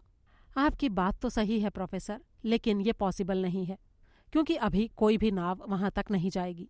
इसलिए आपको जमीन के रास्ते ही वहां जाना होगा। ये रास्ता लंबा तो है लेकिन आपको मजा आएगा। ओह, तब तो मुझे किसी गाइड की जरूरत पड़ेगी। कोई बात नहीं प्रोफेसर, मैं उसका इंतजाम कर दूंगा। लेकिन वो कोई ऐसा आदमी होना चाहिए जिस पर मैं पूरी तरह से डिपेंड कर सकूं, जिसे पूरी नॉलेज हो। अरे चिंता मत कीजिए प्रोफेसर, वो आदमी स्नेफल्स का ही रहने वाला है। आप पूरी तरह से निश्चिंत रहिए।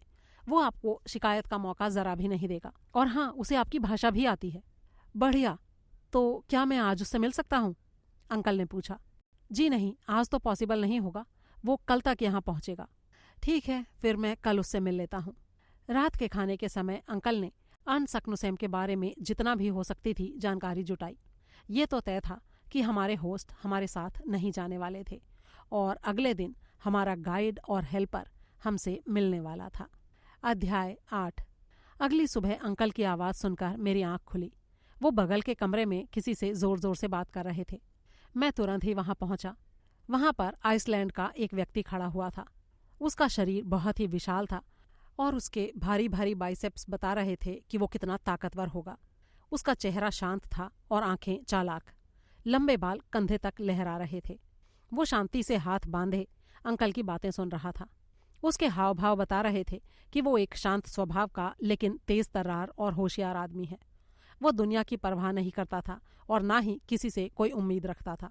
वो ऐसा व्यक्ति लग रहा था जो हमेशा अपने मन की करते हैं। उसका नाम था हैंस बेल्क।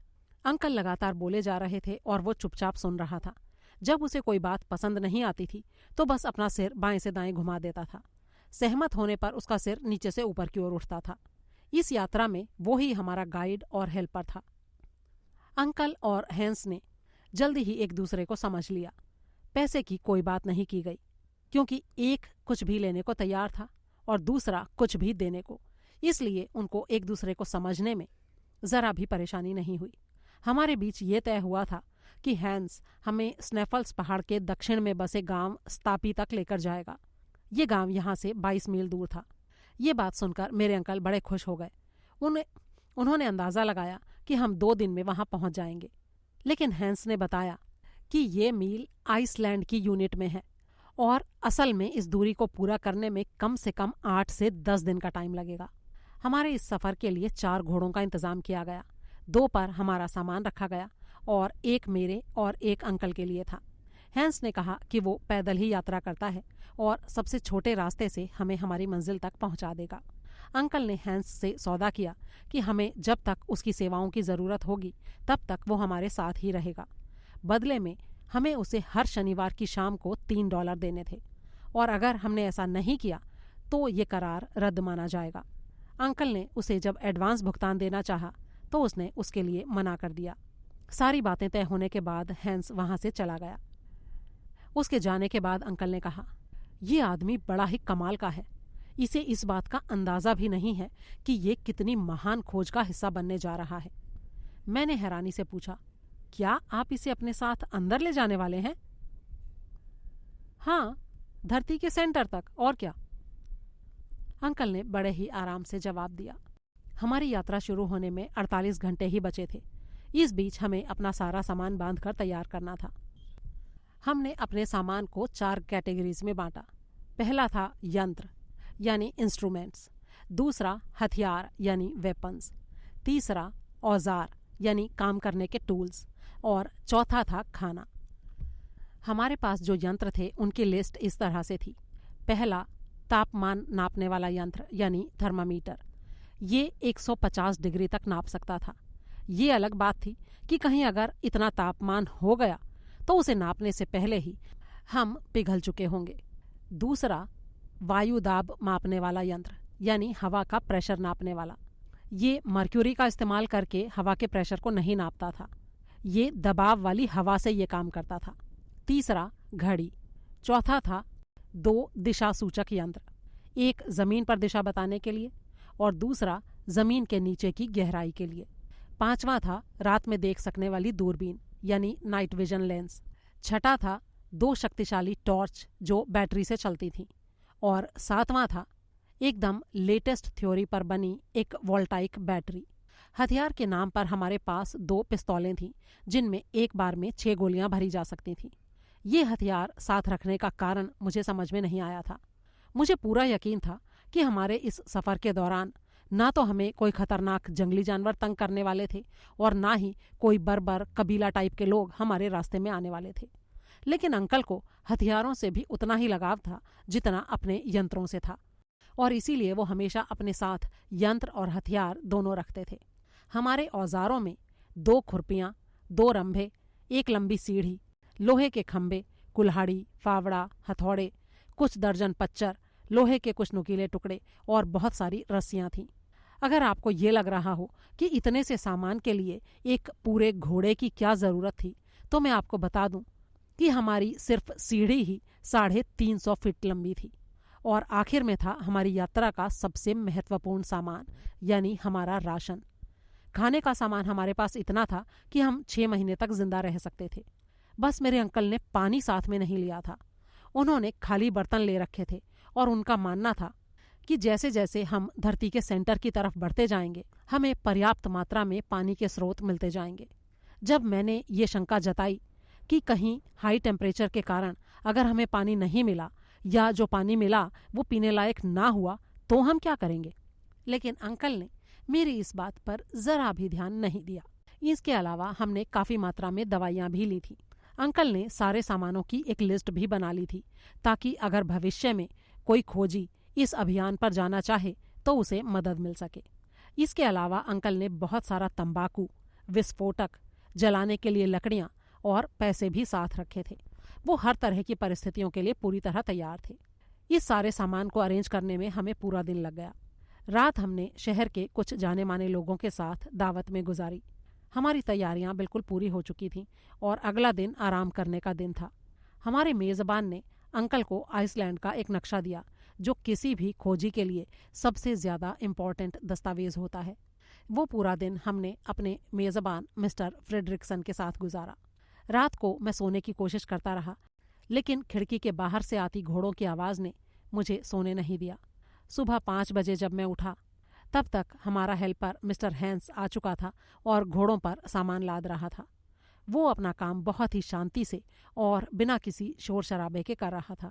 अंकल उसे लगातार निर्देश दिए जा रहे थे और वो उन निर्देशों पर जरा भी ध्यान न देते हुए अपना काम किए जा रहा था। उसके इस रवैये से मैं बड़ा ही प्रभावित हुआ। 1 घंटे बाद हम अपनी यात्रा के लिए पूरी तरह से तैयार थे। हमने अपने मेज़बान से विदा ली और उन्होंने हमें शुभकामनाएं देते हुए विदा किया। अध्याय 9। मौसम बड़ा ही सुहाना था और घोड़े की पीठ पर बैठे हुए उस अनजान देश के अनजान रास्तों पर चलते हुए अब मुझे इस सफ़र में मज़ा आने लगा था। मेरे मन में यह ख्याल आया कि इस सफर में आखिर जोखिम है क्या। मुझे बस एक खूबसूरत देश की सैर करनी है और एक खतरनाक पहाड़ पर चढ़ना है। बुरे से बुरा जो मेरे साथ हो सकता है वो ये कि मुझे एक सोए पड़े ज्वालामुखी के अंदर उतरना पड़ सकता है। बस इतनी सी तो बात है।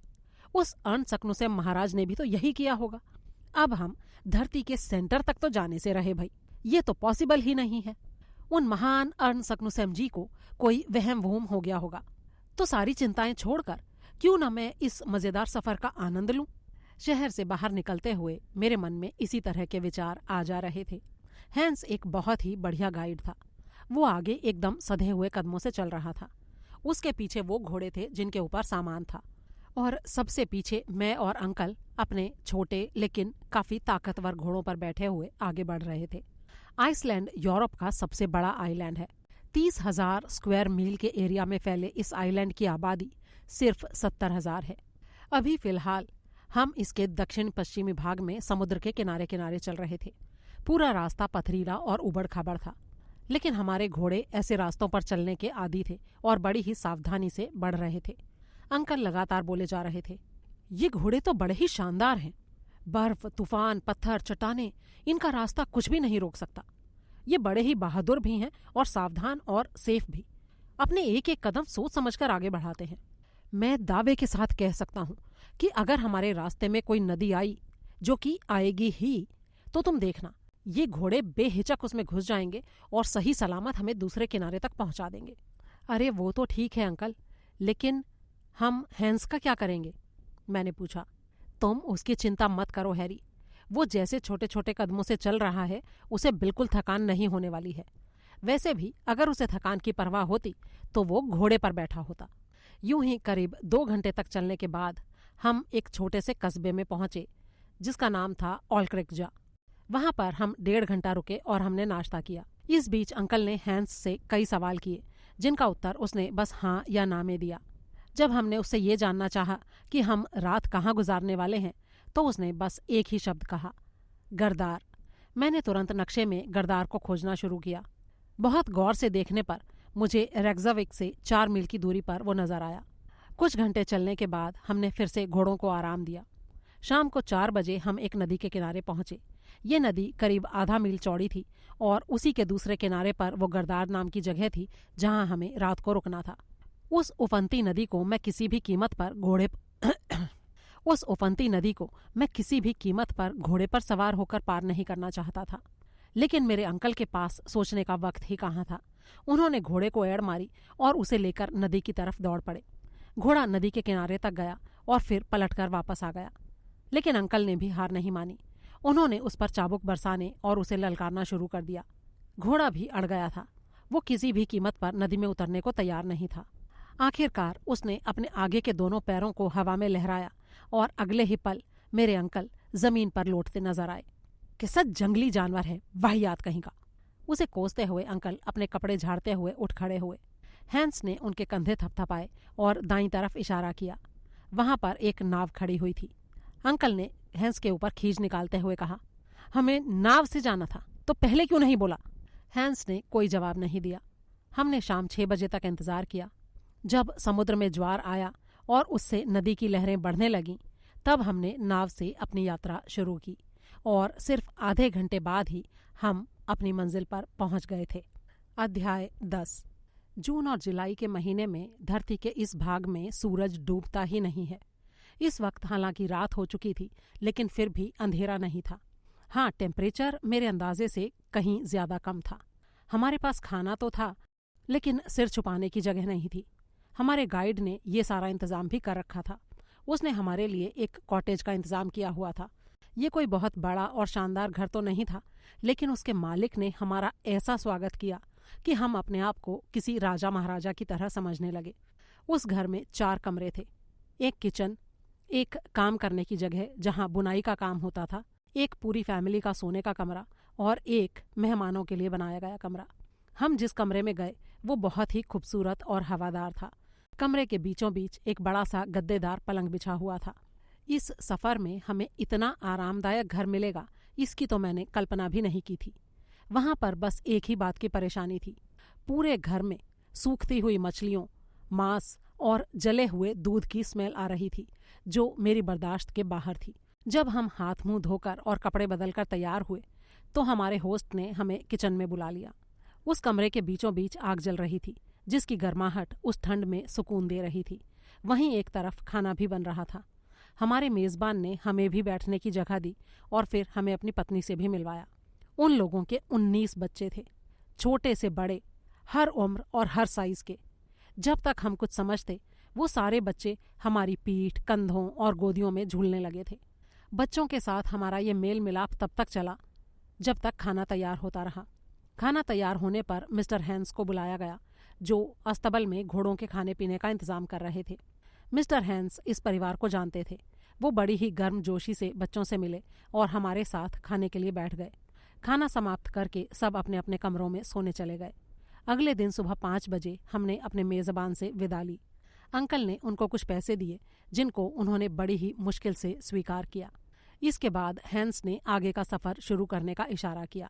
हम मुश्किल से कुछ 100 मीटर ही चले होंगे कि अचानक सारा नज़ारा ही बदल गया। अब मिट्टी हल्की और थोड़ी नमी वाली हो गई जिसके ऊपर आगे बढ़ना मुश्किल हो रहा था। हमारे दाहिनी तरफ पहाड़ों की श्रृंखला शुरू हो गई थी जो बहुत ही अद्भुत नज़ारा पेश कर रही थी। ये सारे पहाड़ बर्फ से ढके हुए थे जिनसे छोटी छोटी धाराएं निकल रही थीं। हम उन धाराओं और नालों को पार करते हुए आगे बढ़े जा रहे थे। जैसे जैसे हम आगे बढ़ते रहे हमारे नीचे से घास भी गायब होती गई और पेड़ पौधे भी। आखिरकार एक बड़ी घाटी को पार करने के बाद हम अल्फ्टेन नाम के एक गांव में पहुंचे। उसके बाद हमने मछलियों से भरी 2 नदियों अल्फा और हैता को पार किया। तब तक रात हो चुकी थी। हमने एक उजाड़ से घर में अपना पड़ाव डाला। सारी रात आइसलैंड की ठंडी हवाएं हमें ठिठुराती रहीं। अगले दिन कोई भी असाधारण घटना नहीं घटी। हाँ, मिट्टी लगातार ज्यादा गीली और दलदली होती जा रही थी। ये मिट्टी लावे के ठंडे होने पर बनी थी। हालांकि लावा अब निष्क्रिय हो चुका था, लेकिन फिर भी उस समय की याद दिला रहा था जब वो पहाड़ के गर्भ से पहली बार बाहर निकला होगा। अब तक हम अपने सफ़र का करीब आधा हिस्सा पार कर चुके थे।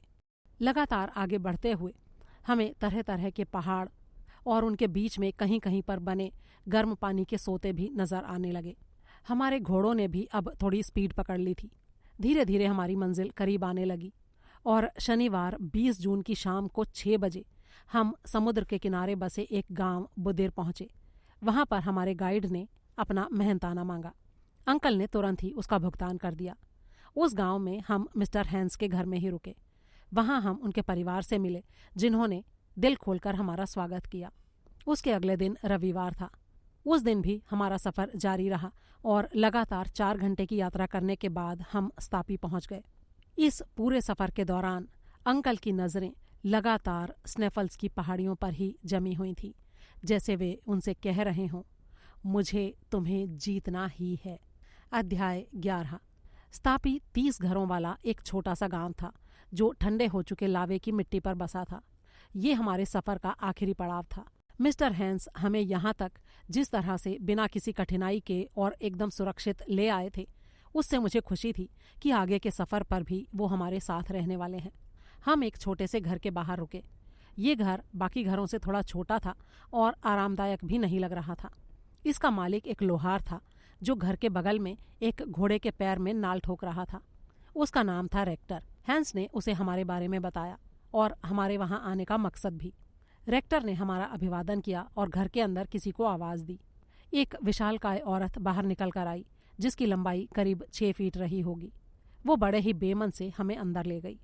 हमें जो कमरा दिखाया गया वो बड़ा ही गंदा और बदबूदार था, लेकिन हमारे पास दूसरा कोई ऑप्शन नहीं था। रेक्टर को भी हमारे आराम या हमारी मेज़बानी से कोई मतलब नहीं था। उसे बस पैसे से मतलब था और उसी के लिए वो लोहार, बढ़ई और मछुआरों तक का भी काम करता था। अंकल को भी उसका लालची स्वभाव समझ आ चुका था, इसीलिए थकान की परवाह किए बिना वो जल्दी से जल्दी आगे का सफ़र शुरू करना चाहते थे। हैंस ने अगले दिन सुबह ही आगे बढ़ने की तैयारी कर ली। अब घोड़े और आगे नहीं जा सकते थे, तो उनके बदले हमने 3 आदमी लिए जो ज्वालामुखी के मुंह तक हमारा सामान पहुंचाने वाले थे। उसके बाद उनको वहां से वापस आ जाना था और आगे का सफ़र हमें अकेले ही तय करना था। अंकल ने हैंस को ये समझा दिया कि ज्वालामुखी के अंदर जहाँ तक संभव हो सकेगा वो जाना चाहते हैं। हैंस ने हाँ में गर्दन हिला दी। उसके लिए जमीन के अंदर जाना, पहाड़ पर चढ़ना या कहीं नहीं जाना, सब कुछ एक समान था। अब यहाँ पहुंचकर मेरे मन में मेरा पुराना डर एक बार फिर से सिर उठाने लगा था, लेकिन भागकर जाने के लिए मेरे पास कोई जगह थी नहीं। मैंने मन ही मन खुद को समझाने की कोशिश की, कोई बात नहीं, हमें आखिर करना ही क्या है, हम स्नेफल्स पहाड़ पर चढ़ेंगे, ठीक है, उसमें क्या दिक्कत है। उसके बाद हम बस किसी ज्वालामुखी के अंदर उतरेंगे, वो भी ठीक है, बहुत सारे लोगों ने ये किया होगा, तो हम भी कर लेंगे। लेकिन समस्या यहाँ समाप्त नहीं हो रही थी, समस्या यहाँ से शुरू हो रही थी। चलो एक बार को मान भी लें कि उस महान अर्नसकनुसेम की बात ठीक है और ज्वालामुखी के अंदर हमें धरती के सेंटर तक जाने का रास्ता मिल भी जाए, लेकिन इस बात का क्या सबूत है कि वो ज्वालामुखी पूरी तरह से डेड हो चुका है। भाई ठीक है, 1219 के बाद से एक भी विस्फोट नहीं हुआ है उसमें, लेकिन अगर हमारे अंदर घुसने के बाद हो गया तो? ये सवाल लगातार मेरे दिमाग में उठे जा रहा था और इस बेचैनी में सोना नामुमकिन था। जब भी मेरी आंख लगती, मैं अपने आप को पिघलती चट्टानों और बहते हुए लावे के बीच फंसा हुआ पाता। आखिरकार ये सब मेरी बर्दाश्त से बाहर हो गया और मैंने तय किया कि मैं अंकल से इस बारे में बात करूंगा। मैं सीधा उनके पास गया और मैंने उन्हें अपनी सारी दुविधा के बारे में बताया। मेरी पूरी बात सुनने के बाद अंकल ने धीरे से कहा, हाँ, मैं भी यही सोच रहा था। मेरे मन में खुशी के लड्डू फूट पड़े। ओहो, तो आखिर मेरे बुद्धू अंकल को अकल आ ही गई, यानी अब वो इस पागलपन से भरे सफर को खत्म करना चाहते हैं। वाह, मजा आ गया। मैं अभी ये सोच ही रहा था कि अंकल ने कहा, देखो हैरी, जब से हम यहाँ पहुँचे हैं तभी से ये सारे सवाल मेरे मन में भी उठ रहे हैं। हमें जल्दबाजी में कोई भी कदम उठाने से बचना है और इसीलिए मैंने कुछ खोजबीन की है। पिछले 600 सालों से इस ज्वालामुखी में विस्फोट नहीं हुआ है, लेकिन इसका ये मतलब नहीं है कि आगे भी नहीं हो सकता। ज्वालामुखी का जो विस्फोट है वो कोई अचानक से होने वाली चीज नहीं होती। इसके सारे चरणों की पूरी जानकारी और समझ हमें है और इसीलिए मैंने यहाँ के एटमॉस्फेयर, टेम्परेचर और मिट्टी की बारीकी से जांच की है और मैं दावे के साथ कह सकता हूँ कि निकट भविष्य में यहाँ किसी भी ज्वालामुखी विस्फोट की कोई संभावना नहीं है। अंकल की बात सुनकर मैं जड़ हो गया। अब मेरे पास कहने को कुछ नहीं बचा था। मेरे चेहरे के भाव देखकर अंकल ने कहा, लगता है तुम्हें अभी भी मेरी बात पर संदेह है। मेरे साथ आओ, मैं तुम्हें दिखाता हूँ। अंकल मुझे लेकर गांव से बाहर आ गए। उसके बाद वो मुड़े और समुद्र से दूर खुले में जाने लगे। थोड़ी ही देर में हम ऐसी जगह पर थे जहाँ दूर दूर तक बस ठंडा लावा जमा हुआ था। उसके बीच में कई जगह से भाप निकल रही थी और पूरा इलाका उस धुंध से ढका हुआ था।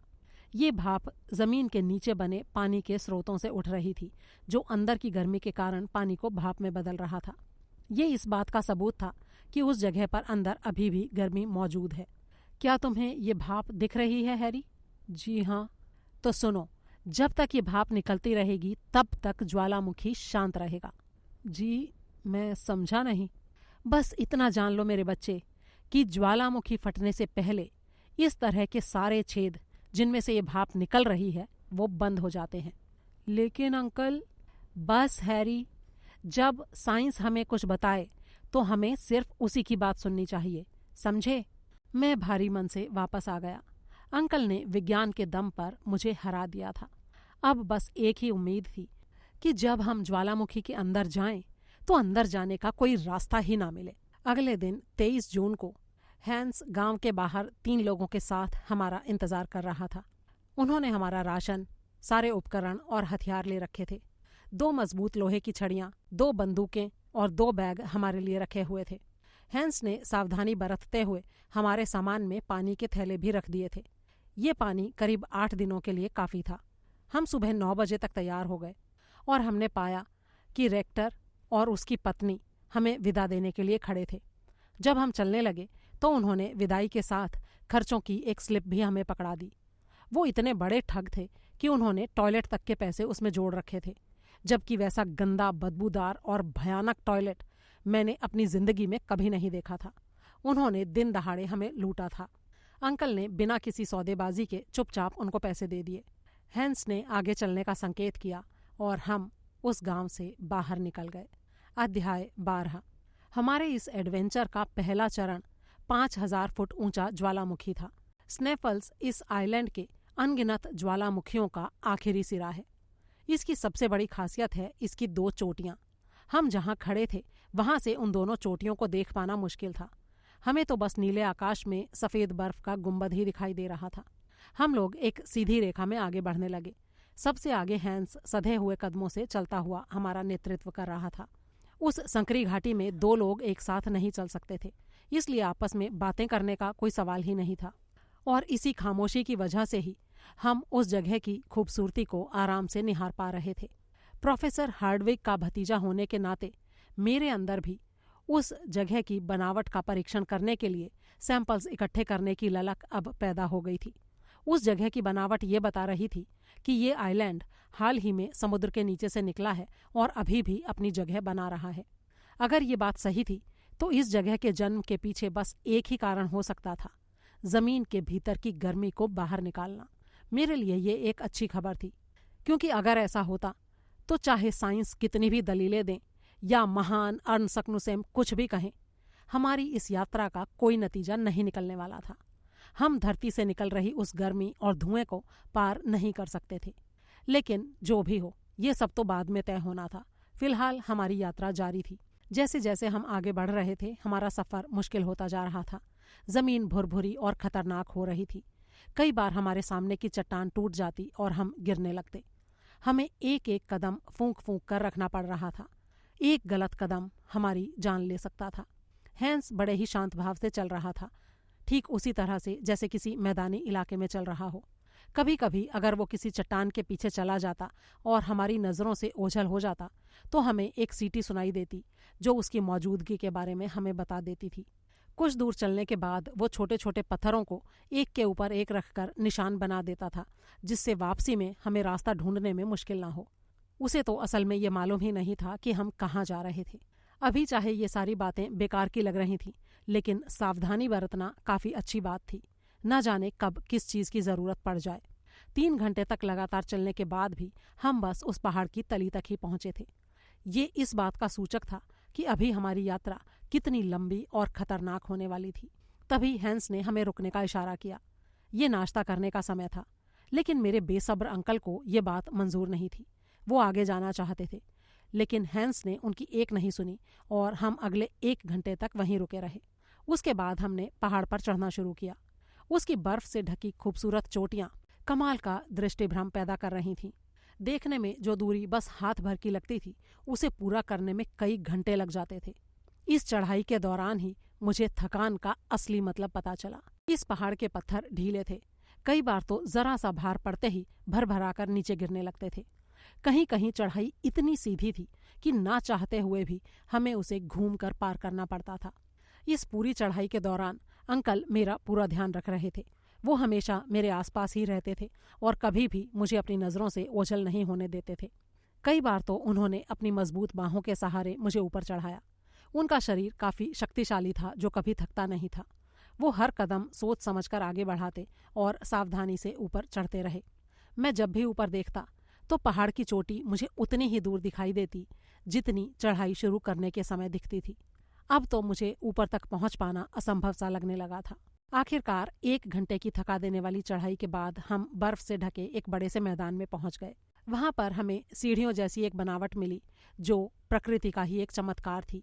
ये लावे से बनी हुई थी और उसके ऊपर चढ़ना काफी आसान था। शाम को 7 बजे करीब 2000 सीढ़ियां चढ़ने के बाद हमने रुककर थोड़ा सुस्ताने का फैसला किया।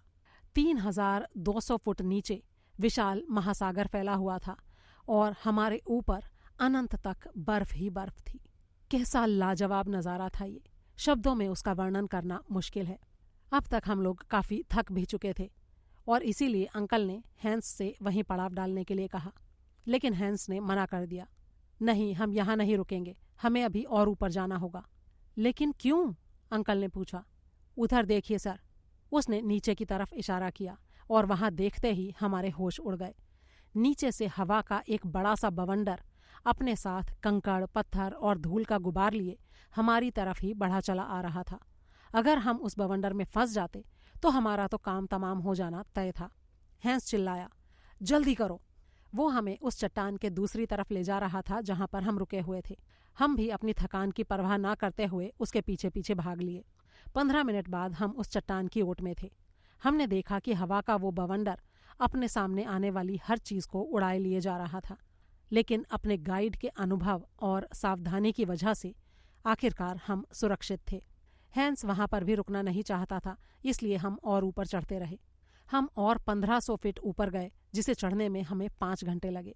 इतनी थकान मैंने अपनी जिंदगी में कभी महसूस नहीं की थी। भूख और ठंड की वजह से मैं कभी भी बेहोश होकर गिर सकता था। इतनी ऊंचाई पर हवा भी कम हो गई थी, जिससे मैं सांस भी नहीं ले पा रहा था। आखिरकार रात के 11 बजे हम स्नेफल्स की चोटी पर पहुंच ही गए। इतनी थकान और बुरी हालत के बावजूद उस जगह का खूबसूरत नज़ारा देखकर मेरी आंखें फटी की फटी रह गईं। मैंने पहली बार आधी रात को सूरज उगते हुए देखा था। उस दृश्य का शब्दों में वर्णन किया ही नहीं जा सकता। और तब मुझे समझ में आया कि आखिर लोग इंग्लैंड से इतनी दूर क्या देखने आते हैं। अध्याय 13। ज्वालामुखी के उस क्रेटर में हमने खाना खाया। रात के लिए वही हमारा पड़ाव था, जिसका बिस्तर पथरीला था, खुले आसमान के नीचे, बहती हवा के बीच और जमीन से 5000 फुट ऊपर। उस रात मुझे बड़ी अच्छी नींद आई। कोई सपना नहीं दिखा, कोई डर नहीं लगा और मैं मजे से सोया। ये शायद थकान का असर था। अगले दिन सूरज की पहली किरण ने थपथपाकर हमें जगा दिया। मैंने अपना पत्थरों का बिस्तर छोड़ा और उस मनोरम दृश्य को अपनी आंखों में कैद करने लगा। मैं उस समय स्नेफल्स की चोटी के दक्षिण की तरफ था, जहां से पूरे आइलैंड को अच्छी तरह से देखा जा सकता था। मेरे सामने अथाह सागर फैला हुआ था। चारों तरफ पहाड़ ही पहाड़ थे। बड़ी बड़ी चट्टानें दीवारों जैसी लग रही थीं, झीलें तालाब जैसी दिख रही थीं और तालाब पानी के गड्ढों जैसे, नदियां नालों जैसी दिख रही थीं। ये उस जगह की ऊंचाई का पैमाना था। मेरे दाईं तरफ दूर दूर तक धुंध में ढकी बर्फ की चट्टानें थीं। तभी अंकल और हैंस मेरे पास आए और अंकल ने पश्चिम की तरफ इशारा करते हुए कहा, वो ग्रीनलैंड है और इस चोटी पर जिस पर हम खड़े हैं, इसका नाम तुम्हें हैंस बताएगा। हैंस ने हमेशा की तरह सिर्फ एक शब्द में जवाब दिया, स्कार्ट्रिस। अंकल ने मेरी तरफ गर्व से ऐसे देखा जैसे कह रहे हों, देखा, आखिर हम स्कार्ट्रिस पहुंच ही गए। मैं कुछ नहीं बोल पाया। स्नेफल्स पहाड़ का ये क्रेटर किसी उल्टे कोन की तरह दिख रहा था। उसके मुंह का डायामीटर करीब आधे मील का होगा और गहराई शायद अनंत। खुशी की एक बात यह थी कि वहां से नीचे उतरने की ढलान एकदम खड़ी और सीधी नहीं थी, इसलिए उस पर उतरना आसान लग रहा था। कुछ देर बाद हमने उस क्रेटर में उतरना शुरू कर दिया। हैंस सबसे आगे सावधानी से नीचे उतर रहा था। खड़ी ढलान ना होने के कारण हमें उतरने में ज्यादा कठिनाई तो नहीं हो रही थी, बस कहीं कहीं पर बर्फ से ढके गड्ढों का ध्यान रखना पड़ता था। ऐसी जगहों पर कई बार गहरी खाई के मुंह पर बर्फ की पतली परत जम जाती है और जब कोई बदनसीब खोजी उसके ऊपर अनजाने में पैर रख देता है तो वो परत टूट जाती है और वो खोजी हमेशा के लिए उस खाई में समा जाता है। हैंस आगे बढ़ते हुए इस बात का पूरा ध्यान रख रहा था कि हमें वैसी किसी बदनसीबी का सामना ना करना पड़े। जहां भी उसे जरा सा संदेह होता, वो अपनी लोहे की छड़ी से बर्फ को पीट कर तसल्ली कर लेता कि वो हमारा वजन सह सकती है या नहीं। पूरी तरह से आश्वस्त ना होने पर वो उस रास्ते पर आगे नहीं बढ़ता था। इसी तरह से हम नीचे उतरते गए। हमने अपने आप को रस्सी के सहारे जोड़ रखा था कि अगर कहीं किसी एक का पैर फिसल जाए तो बाकी लोग उस रस्सी को थाम कर उसे नीचे गिरने से बचा सकें, लेकिन ऐसा कुछ हुआ नहीं। हाँ, ये जरूर हुआ कि हमारी रस्सियों का एक गट्ठर एक कुली के कंधे से खिसक कर सीधा उस क्रेटर की तली में पहुंच गया। आधी दूरी तय करने के बाद मैंने ऊपर की तरफ देखा। वो छेद जिससे हम अंदर घुसे थे अब काफी छोटा दिख रहा था। उसमें से नीले आसमान का जरा सा हिस्सा दिखाई दे रहा था। क्रेटर की तली में 3 सुराख थे, जिनमें से ज्वालामुखी के सक्रिय होने पर गर्म गैस और लावा निकलते होंगे। मैं उनसे दूर ही रहा और मैंने उनमें से किसी में भी झांकने की कोशिश भी नहीं की, लेकिन मेरे अंकल इन सुराखों को देखकर बड़े ही जोश में आ गए। वो किसी बच्चे की तरह कभी एक छेद में झांकते तो कभी दूसरे की तरफ दौड़ पड़ते। वो जितनी भाषाएं जानते थे, हर भाषा में चिल्लाकर अपनी खुशी जाहिर कर रहे थे। हैंस चुपचाप एक तरफ बैठा अंकल को देख रहा था। अचानक से मुझे अंकल की चीख सुनाई दी। मैंने देखा कि वो दोनों हाथ उठाकर खुशी से चिल्ला रहे थे। उन्होंने मुझे पुकारा, हैरी, हैरी, इधर आ, ये देख। मैं कुछ समझा तो नहीं, लेकिन मैंने उनकी आज्ञा का पालन किया। हैंस और आइसलैंड वाले दोनों व्यक्ति अपनी जगह पर ही बैठे रहे। अंकल ने एक चट्टान की तरफ इशारा किया और बोले, उधर देखो हैरी। और जब मैंने उधर देखा तो मुझे वही 2 शब्द लिखे दिखाई दिए जो हमारी इस पूरी यात्रा के लिए जिम्मेदार थे, अर्न सक्नुसेम। अब तो तुम्हें यकीन हो गया ना हैरी, अर्न सक्नुसेम यहाँ आया था। मेरे लिए अब कुछ भी कहना मुश्किल था। ये एक बड़ा ही जबरदस्त सबूत था और इसने मुझे पूरी तरह से निशब्द कर दिया था। मैं वहीं पास एक चट्टान पर बैठ गया और अपने घर के ख्यालों में खो गया। घर का स्वादिष्ट खाना और मेरा आरामदायक बिस्तर मेरी आंखों के सामने घूमने लगे। पता नहीं मैं कितनी देर उन ख्यालों में खोया रहा, लेकिन जब मैं वापस हकीकत में आया तो वहाँ पर सिर्फ मेरे अंकल और हैंस ही बचे थे। दोनों आइसलैंड वाले आदमी वापस स्थापी जा रहे थे। मुझे उनसे थोड़ी जलन भी हो रही थी और मैं उनके लिए खुश भी था। कुछ देर बाद हैंस ने वहीं पर अपना बिस्तर लगा लिया और उस पर लेट गया। अंकल अभी भी उन सुराखों के इर्द गिर्द घूम रहे थे। मैंने भी हैंस की तरह उस क्रेटर में एक बिस्तर बिछाया और उस पर पसर गया। अगली सुबह घने बादलों ने उस क्रेटर को ढक रखा था। अंकल अभी भी बेचैनी से उन सुराखों की तरफ देख रहे थे। मुझे समझ में नहीं आ रहा था कि आखिर हम यहाँ रुके क्यों हैं। और तभी अचानक मुझे सारी बात समझ में आ गई और ये विचार मन में आते ही मेरे अंदर एक बार फिर से खुशी की लहर दौड़ पड़ी। हमारे सामने के 3 सुराखों में से सिर्फ एक सुराख ऐसा था जो हमें अर्न सक्नुसेम के रास्ते पर ले जा सकता था। उसके बारे में उन्होंने अपनी पहेली में जिक्र भी किया था। जब जुलाई की शुरुआत में स्कार्ट्रिस का उससे मिलन होता है, तब ओ बहादुर खोजी तुम उसमें जाना। मतलब जुलाई की शुरुआत में स्कार्ट्रिस की परछाई जिस सुराख पर पड़ेगी वही हमें धरती के सेंटर तक लेकर जाएगा। और यही बात मेरी खुशी का कारण थी। जैसा कि इस इलाके में आमतौर पर होता है, कई कई दिनों तक आसमान में बादल छाए रहते हैं और सूरज के दर्शन तक नहीं होते। तो अब अगर सूरज ही नहीं निकलेगा तो उसकी परछाई भी नहीं पड़ेगी और उसका मतलब कि हमारी आगे की यात्रा भी नहीं होगी। हम 25 जून को वहां पहुंचे थे। इसका मतलब अगर अगले 6 दिनों तक सूरज नहीं निकला तो फिर हमें अगले साल आना होगा। और ये तो पक्का था कि अगले साल इस सफर में मैं तो कतई नहीं होने वाला था। मैंने बहुत दूर तक अंकल का इस पागलपन में साथ दिया था, लेकिन अब मैं थक चुका था।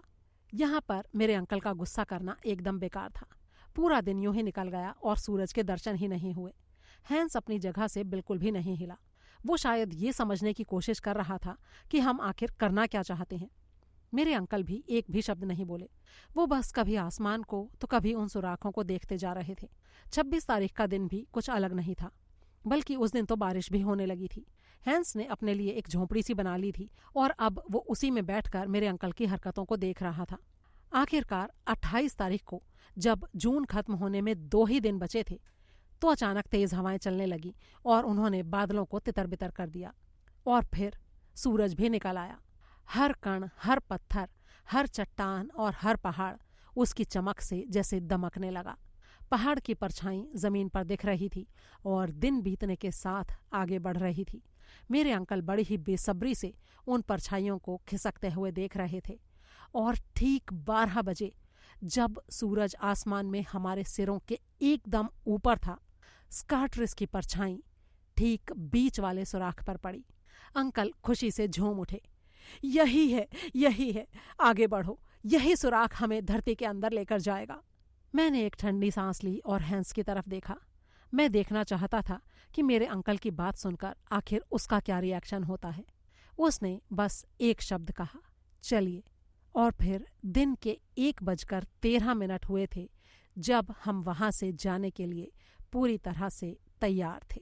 इससे आगे की कहानी के लिए सुने the journey to the centre of earth का भाग 2।